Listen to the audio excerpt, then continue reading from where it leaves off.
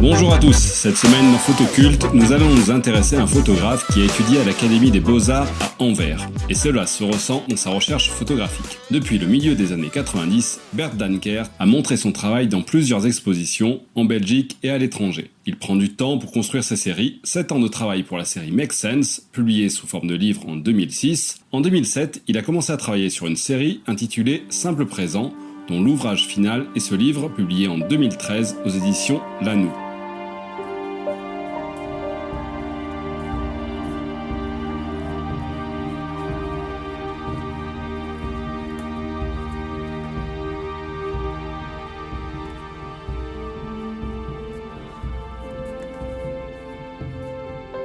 Les photographies de Bert Dankert présentent un monde qui nous est familier et irréel.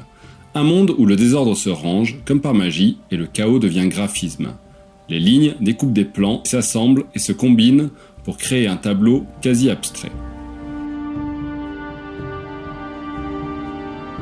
De par le choix du cadrage et des compositions, il produit un sentiment d'étrangeté chez nous. C'est tout l'objet de l'exercice. La performance est de nous montrer des choses familières que nous remarquerions à peine en marchant dans la rue.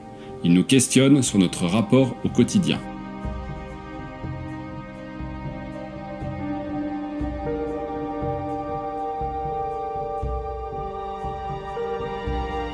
Les espaces que nous rencontrons sur ces images ne sont donc pas de simples murs que nous pouvons contourner et franchir en faisant quelques pas supplémentaires. Ils incarnent une sorte de limite plus illusoire que réelle, une limite entre le perçu et le perceptible. En résumé, les murs que Bert Dankert nous présente sortent de leur fonction première et nous renvoient à nos propres limites intérieures, créatives et psychologiques.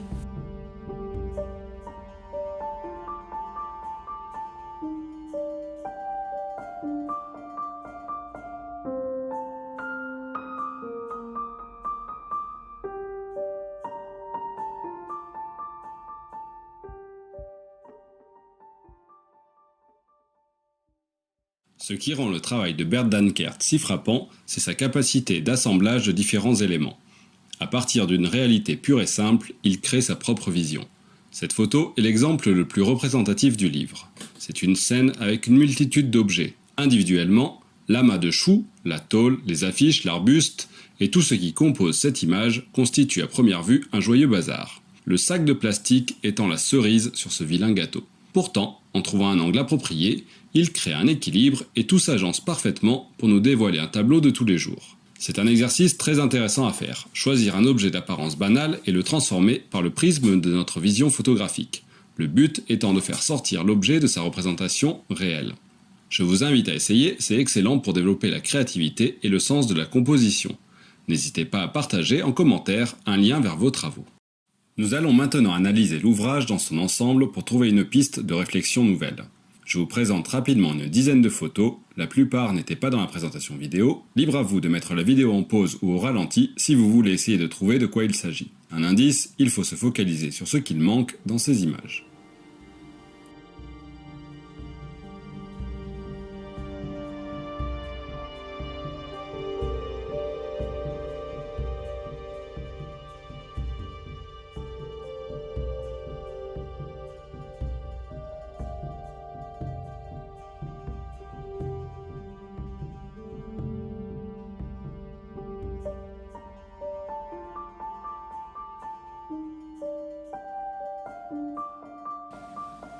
Ce qui vient à l'esprit quand on regarde ces photos, c'est précisément ce qui n'est pas là, une absence.